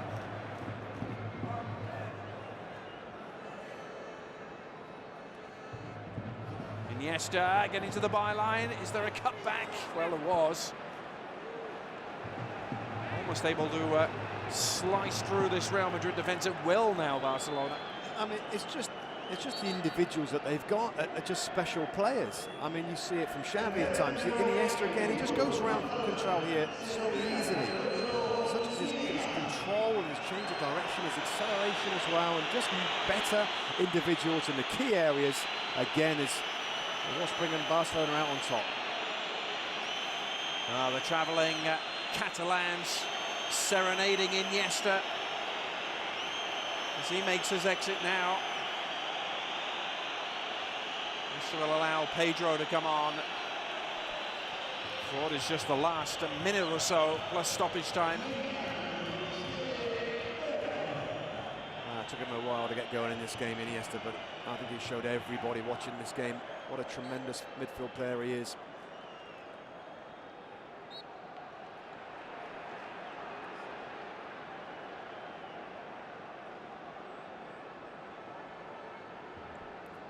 Well, it's a depressingly familiar story for those in Madrid white. Barcelona, the Catalans coming to the Spanish capital and handing out a lesson in how to win football matches and win them in style in the end.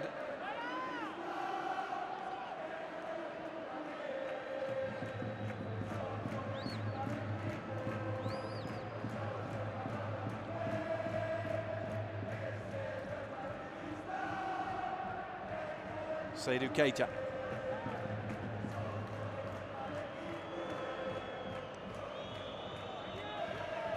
Xavi.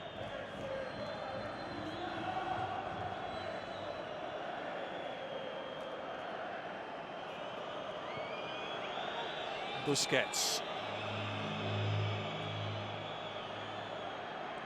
Alves and Marcelo continuing their full throttle personal duel, and it continues right to the technical area pretty much. 3 minutes of stoppage time.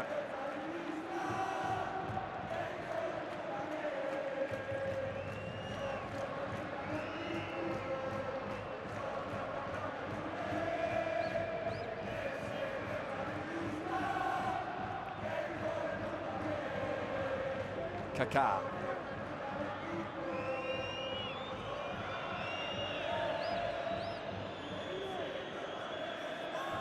Sergio Ramos.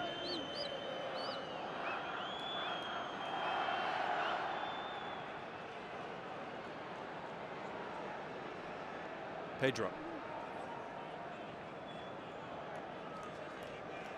What a contrast for Barcelona, who came to this city just a couple of weeks ago in La Liga and lost to lowly Getafe by a goal to nil, and that was the result that handed Real Madrid that initiative and the lead in the league. I imagine there's still going to be more twists and turns to come along the road, and not even halfway through this marathon season yet, but oh, absolutely there's going to be. And this result just brings it wide open again. I think a 9-point gap if Real Madrid would have won this particular game would have been very difficult for Barcelona to come back, but obviously now it's closed up again. The only question seems to be, are they going to add a fourth? Jose Mourinho's men. It's easy to sit here and talk about fight, but I don't know, Robbie. Sense of belief, as soon as that third Barcelona goal went in, have we really seen evidence of fight from Real Madrid since that point? Oh, not really. I just think they've struggled to come to terms with the fact that if it's a possession again, isn't it? Possession has won this game of football, and that's what Barcelona do, and it's very hard to stop. You know, there's a lot of talk about Real Madrid, how well they were playing, how you know, this is the time to win. This is when this group maybe can take over. Well, you've got to stop them playing and having that dominance in midfield, and you know, Real Madrid have certainly opened up in this game and have more attacking players out there, but I guess it's not the way to beat them. You have to pack it in there. Maybe an extra guy in midfield, a defensive guy as we thought would play. Maybe that is the way to go. I think credit to him because he's had a real go, but this is what you get. And I think there's an open game of football between these two. Barca are a special team and they're going to beat you. Now Ronaldo looking for the last word, and it would be the last word. He's won a free kick right on the edge of the area. Oh, it's PK. He's already on a yellow card there. The free kick right on the edge of the box, and Benzema's got upset about something. Yeah, I think actually it was Pepe. It was in the midst of it. Keita also saying his piece, a flashpoint at the end of this game again. We've seen this before.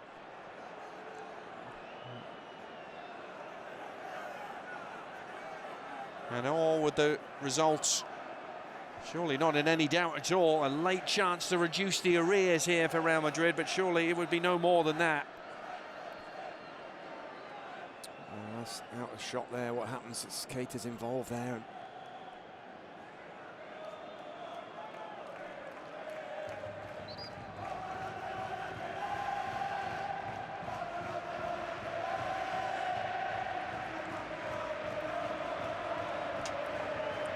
Well, it hasn't been Ronaldo's night. Xabi Alonso suggesting he may have a part to play in this.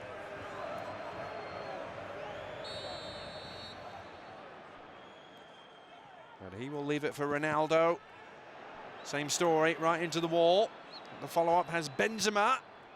And the cross deflects behind off Puyol, but that will do it!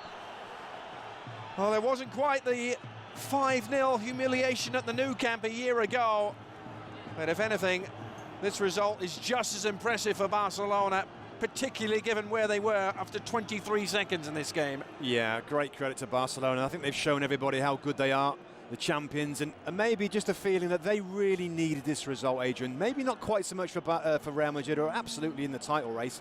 It's going to go to the wire. But Barca, really, it was a big day for them, and they had to get something out of the game. They've got a convincing victory that's going to boost their chances now, and all to play for the rest of the Primera season.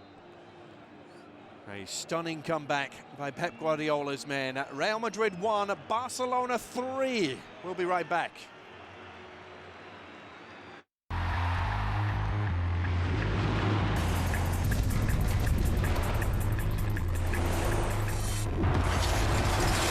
Sanchez. Oh, it's a brilliant goal. What a finish from the Chilean. An hour on the clock. It's Barcelona 5, Levante 0. Oh, he's taking a chance here. He's taking a real chance here. And he's been punished. It's 2. Feyenoord have another.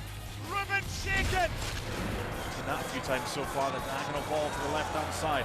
Stripped initially from Higuain, but then the defender dwelt. Right across and into the back of the net from Angel Di Maria. Still not cleared. Chance. Wow! What a goal! What an equaliser! What a moment! Carlos Vela will never score a better goal in his career. It's worth the pain. A late equaliser from Sociedad. It's not your ball team. It's my family ball team. I played for it and I worked for it. We were in mourning for 12 years. Just because the team left doesn't mean we can't keep playing. Whatever it takes, we want to send a signal to the NFL that we are still here. What if I told you you could heal all wounds with the fight song? Tonight, The Band That Wouldn't Die, directed by Barry Levinson, part of the 30 for 30 film series on ESPN2. Who is the fittest on earth? ESPN answers with a brand new game. Athletes from all over the world compete in a series of grueling obstacles that test strength, power, and endurance. The 2011 Reebok CrossFit Games, only on ESPN2. Each year, battles take place among clubs great and small. Each year, giants fall and upstarts emerge. Good first touch to set up the strike. Oh, what a beautiful goal! Once again, ESPN2 is your home for one of the most competitive club tournaments in the world. The UEFA Europa League, Match Day 6, live Thursday on ESPN2. Can you take it to the house on the frozen tundra? Kick it past the keeper for the win? Smack a dinger deep in the yard? ESPNarcade.com has hundreds of games to turn downtime to game time, all for free. Challenge the competition on the links, at the track, or in the game room. Any way you want to play it, get a piece of the action now at ESPNarcade.com. Game on.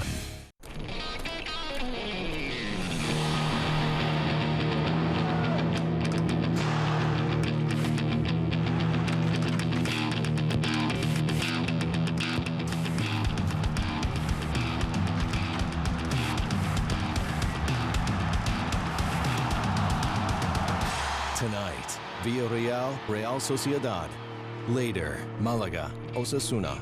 Spanish La Liga on ESPN.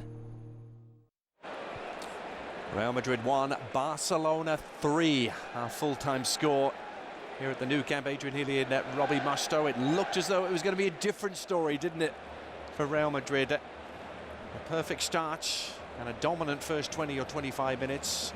Seemed that Jose Mourinho's desire to come and play football, to almost try and out-football Barcelona, was working early. Well, kind of. Yeah, I mean, they never really bossed the game in terms of possession, but they certainly were attack-minded. And I guess you can look at it as a couple of defining moments in the game where they didn't take chances, where it might have been very different. Ronaldo obviously had a couple of really good efforts, but I always think with Barcelona, you're not going to get the same possession, so when you do get into good situations, you have to take those chances. Yeah, those misses came at a bad time, didn't they, for Real Madrid? As we recap, this breakthrough came at a perfect time, didn't it? 23 seconds on the clock. Valdez with the loose clearance, a couple of deflections off Sergio Busquets, and Benzema helped himself. Well, he did. He took advantage. Ozil was there with a good volley. I mean, I'm thinking what he's doing here. So early in the game, he kind of loses balance. He tries to strike it out. Busquets does his very best, but Benzema is on hand. Then a terrific piece of goalkeeping after another defensive slip. This time the culprit was Sergio Ramos. Lionel Messi looked to be the beneficiary, but Casillas denying him. A splendid save. Nothing he could do, though, on the half-hour mark. Barcelona had been quiet for quite a spell in the game until Messi erupted and Alexis Sanchez with a supremely confident finish. Yeah, really good run, wasn't it? An out-to-in run that we see so many times. Messi, they just couldn't stop him through the midfield. Xabi Alonso lunges across here, can't get to him, and then, of course, that brings other players into play. Pepe gets caught slightly out of position, and it's a really nice take and an early strike to put it in the corner past Casillas. So 1-1 it was at half-time. And it didn't take long for that situation to change in the second half. A huge stroke of fortune about it, though. It was a well-connected volley, but the deflection off of Marcelo had Casillas going the wrong way. Yeah, he'll take it. He'll take it all night long, but it was very lucky. I mean, it's a good strike from the edge of the box. The technique is good, and he keeps it down, but, I mean, that's just fluky. And Casillas can't get across off the post. And then a moment that perhaps could have changed the game. Ronaldo onside behind the defenders. Good look at goal. Somehow headed wide, and then just a minute later, didn't they pay the ultimate price? Well, they really did. This is a great move from Barcelona that came way back the edge of their own 18-yard box. And Fabregas, who'd been quiet for the most part, he just made that run into the back post there and makes the connection and heads it into the corner, and that was a huge goal. Dani Alves, again, with a pinpoint cross. Contral trying his very best there, but couldn't stop it going in. Well, we were waiting for the storming fight back from Real Madrid. It didn't really materialise. This is one of their rare opportunities. Benzema flashing his drive across the face of goal. Yeah, just one of those again. When you get a chance in and around the box, you've got to do better than that. And then the last real opportunity of note came from Kaká, and an unorthodox save, let's call it that, from Victor Valdez. I guess the best thing about that is it went wide for him, but almost got through him.